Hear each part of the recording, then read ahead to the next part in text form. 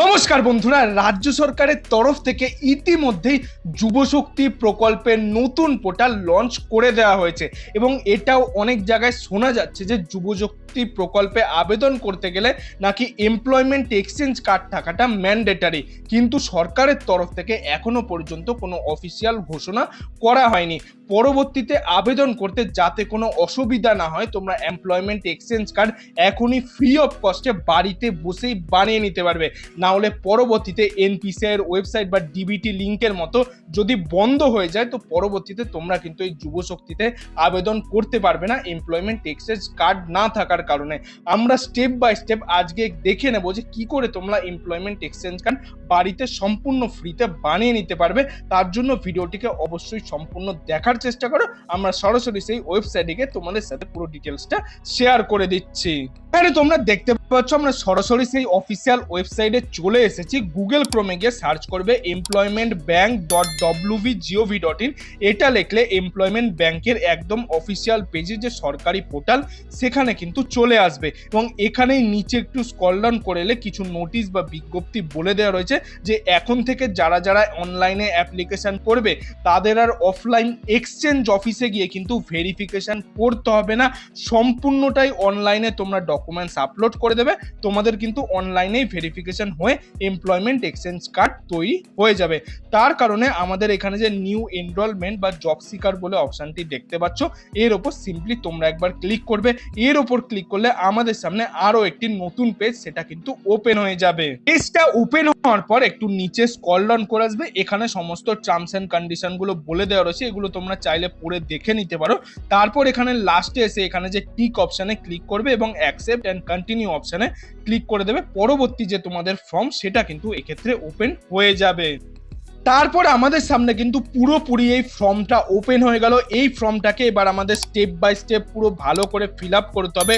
কোনো জায়গায় যদি ভুল হয় তোমরা কিন্তু এই এমপ্লয়মেন্ট এক্সচেঞ্জ কার্ড পুরো বাতিল হয়ে যাবে, সেখানে কিন্তু তোমাদের এই কার্ডটি তৈরি হবে না। কম্পালসারি ফিল মানে যে সমস্ত জায়গায় স্টার চিহ্ন বলে দেওয়া রয়েছে সেগুলো কিন্তু তোমাদের অবশ্যই ফিল আপ করতেই হবে। নামের জায়গায় প্রথমে নাম বসিয়ে দেবে, ফাদার্স নেম মাদার্স নেম বসিয়ে দেবে, স্পাউস নেম থাকলে দেবে, না হলে এটা অপশনাল দিয়ে দেওয়া রয়েছে। জেন্ডারের ক্ষেত্রে মেল ফিমেল তোমরা এক্ষেত্রে সিলেক্ট করে নেবে। কাস্টের ক্ষেত্রে যারা যারা এসসি এসটি ওবিসি জেনারেল রয়েছে সেটা এখান থেকে সিলেক্ট করে নেবে। রিলিজিয়নের ক্ষেত্রে হিন্দু মুসলিম যারা যেই ধর্মের রয়েছে তো এখান থেকে সিলেক্ট করে নেবে। ম্যারিটাল স্ট্যাটাসের ক্ষেত্রে ইয়েস হলে ইয়েস, নো হলে নো, এক্ষেত্রে পুরো এক্ষেত্রে বলে দেওয়া রয়েছে। সিলেক্ট অপশনে সিলেক্ট করে তোমরা সিলেক্ট করে নিতে পারবে। তারপর তোমাদের কিন্তু এখানে ডেট অফ বার্থ দিয়ে দিতে হবে। ফিজিক্যালি চ্যালেঞ্জ যদি কেউ ফিজিক্যালি হ্যান্ডিক্যাপ হয়ে থাকে তো সেই ইয়েস করবে, না হলে তোমরা নো করবে। ওয়েদার এক্স সার্ভিসম্যান যদি হয়ে থাকে তাহলে ইয়েস, না হলে নো করবে। তারপর পোস্টাল অ্যাড্রেসের ক্ষেত্রে তোমরা তোমাদের ঠিকানা এক্ষেত্রে বসিয়ে দেবে। স্টেট সিলেক্ট করে নেবে। ডিস্ট্রিক্ট তোমরা দিয়ে দেবে, স্টেট ওয়েস্ট বেঙ্গল দিয়ে দেওয়া থাকবে। ডিস্ট্রিক্ট তোমরা সিলেক্ট করে নেবে। পিনকোড দিয়ে দেবে। এক্সচেঞ্জ কোড মানে তোমাদের এক্ষেত্রে পিন কিন্তু অবশ্যই এর অপশনে ক্লিক করে তোমরা সিলেক্ট করে নিতে পারবে। মোবাইল নাম্বারের ক্ষেত্রে তোমাদের যেটা রানিং মোবাইল নাম্বার যেটা তোমরা দিতে চাইছো সেটাই কিন্তু দেবে এবং একটা মোবাইল নাম্বারই সব জায়গায় ইউজ করবে, তো সেক্ষেত্রে সুবিধা হবে। ইমেল অ্যাড্রেস কিন্তু অপশনাল, চাইলে দিতেও পারো। আধার কার্ড নাম্বারও কিন্তু অপশনাল, এটাও চাইলে তোমরা দিতে পারো বা নাও দিতে পারো। তারপর এখানে বলেছে এডুকেশনাল ডিটেলস বা শিক্ষাগত যোগ্যতার ক্ষেত্রে কেউ যদি মাধ্যমিক পাস করে থাকো তো মাধ্যমিক পাস সিলেক্ট করবে। তারপর উচ্চ মাধ্যমিক পাসের ক্ষেত্রে অ্যাড নিউ অপশনে ক্লিক করবে।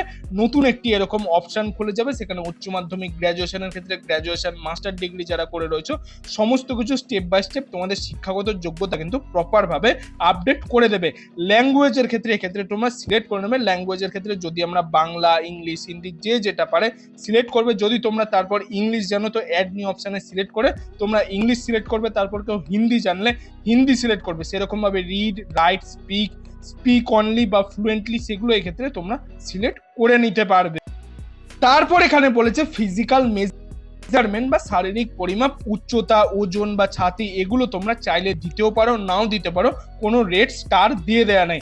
তারপর এখানে আপলোড ইওর ফটো বা সিভি, তোমরা তোমাদের একটি পাসপোর্ট সাইজ ফটো, তার নিচে অবশ্যই কিন্তু সিগনেচার করে দেবে, 500 কেবির মধ্যে হতে হবে। তারপর সিবির ক্ষেত্রে বলেছে তোমাদের অবশ্যই সিবি একটা দেবে, যেটা তোমাদের 200 কেবির মধ্যে অবশ্যই হতে হবে। এটা কিন্তু কোনো স্টার দিয়ে দেওয়া নেই, তো চাইলে তোমরা দিতেও পারো বা নাও দিতে পারো। এটা দিলে তোমাদের যেটা সুবিধা হবে, এমপ্লয়মেন্ট এক্সচেঞ্জ অফিসে তোমাদের সেই সিবিটা জমা পড়লে পরবর্তীতে কাজের ক্ষেত্রেও সুবিধা হতে পারে। এবং যে ফটো আইডিটা তোমরা দিচ্ছ, তো এমপ্লয়মেন্ট এক্সচেঞ্জ কার্ডে সেই ফটো আইডি একটা প্রুফও তোমাদের থাকবে, তো ওটা চাইলে অবশ্যই তোমরা দিতে পারো। তারপর এখানে এক্সপিরিয়েন্স ডিটেলস বা কাজের অভিজ্ঞতা, এক্ষেত্রে কেউ যদি কোথাও চাকরি করে থাকো বা করছো, তো তোমরা তোমাদের এক্সপিরিয়েন্স ডিটেলস কিন্তু এক্ষেত্রে দিতে পারো, প্রপার ভাবে বলে দেওয়া রয়েছে। আরো যদি 2-3টে কোম্পানিতে এক্সপিরিয়েন্স থেকে থাকে, তো অ্যাড নিউ অপশনে সিলেক্ট করে আরো 2-3টে কোম্পানি তোমরা নাম এক্ষেত্রে লিখে দেবে। অ্যাডিশনাল ইনফরমেশনের ক্ষেত্রে তোমাদের প্রুফ অফ রেসিডেন্সি সিলেক্ট করে নেবে।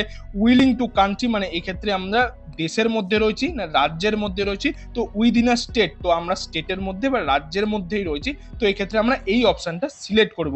রেসিডেন্সিয়াল বা প্রুফ আইডি নাম্বার তোমরা এক্ষেত্রে দিয়ে দেবে, যেটা তোমরা রেসিডেন্সি প্রুফ হিসাবে আধার কার্ড চাইলে দিতে পারো, আধার কার্ডের যে নাম্বারটা সেটা voter card, ration card, passport সমস্ত কিছু কিন্তু বলে দেওয়া থাকবে।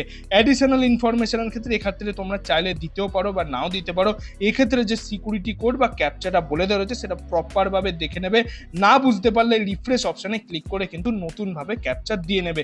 এখানে সমস্ত টার্মস এন্ড কন্ডিশন গুলো টিক করে সাবমিট অপশনে তোমরা সরাসরি ক্লিক করে দেবে। সাবমিট অপশনে ক্লিক করার পর তোমরা যে সমস্ত ডকুমেন্টস গুলো দিয়েছো, আধার কার্ড, ভোটার কার্ড বা এডুকেশনাল কোয়ালিফিকেশন যেগুলো তোমরা লিখেছো, সেগুলোর কিন্তু প্রপার ডকুমেন্টস তোমাদের ফটো তুলে স্ক্যান করে তারপর আপলোড করতে হবে অনলাইনে।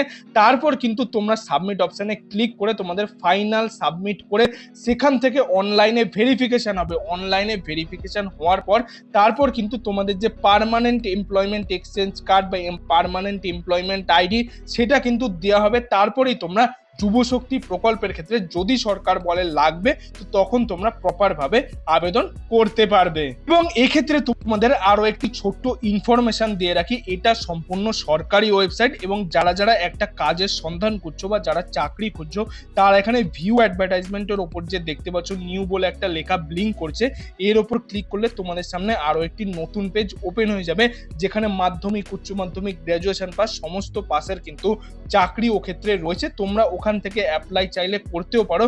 সেখানে সম্পূর্ণ জেনুইন চাকরির খবর দেওয়া থাকে, কোনো রকম কোনো ফ্রড হবে না, কারণ এটা সম্পূর্ণ সরকারি ওয়েবসাইটে পাবলিশ করা হয়। আর ওগুলো কিন্তু কোনো সরকারি চাকরি নয়, সমস্ত প্রাইভেট জব। আশা করা যায় যে যুবশক্তির এই যে অনলাইন অ্যাপ্লিকেশন, সেটা কিন্তু জুন মাস থেকেই সম্ভবত অ্যাপ্লিকেশন শুরু হতে পারে। তখন তোমরা সরাসরি অনলাইনে আবেদন করতে পারবে। যেরকম ভাবে তোমরা যুবসাথী প্রকল্পের ক্ষেত্রে অনলাইনে অ্যাপ্লিকেশন করেছিলে, সেম টু সেম ডকুমেন্টসই লাগবে। হতে পারে এমপ্লয়মেন্ট এক্সচেঞ্জ কার্ড তোমাদের এক্সট্রা ভাবে আবেদন করার সময় লাগতে পারে, তো সেক্ষেত্রে তোমরা এখনই ফ্রি অফ কস্টে বাড়িতে বসে অনলাইনে বানিয়ে নিতে পারো। তো বন্ধুরা, এই ছিল আজকের কিছু আপডেট। এই আপডেটটি যদি আপনার ভালো লাগে তাহলে একটি লাইক করে দেবেন এবং বন্ধু বান্ধব, আত্মীয় স্বজন সবার মধ্যে এই ভিডিওটি শেয়ার করে দেবেন, তারাও যাতে এই নতুন আপডেটটি সম্পর্কে জানতে পারে। এবং আপনি যদি আমার চ্যানেল নতুন দর্শক হয়ে থাকেন, তাহলে চ্যানেলটি অবশ্যই সাবস্ক্রাইব করে পাশের বেল আইকনটি অল করে দেবেন, এরকম গুরুত্বপূর্ণ আপডেটগুলি পাওয়ার জন্য।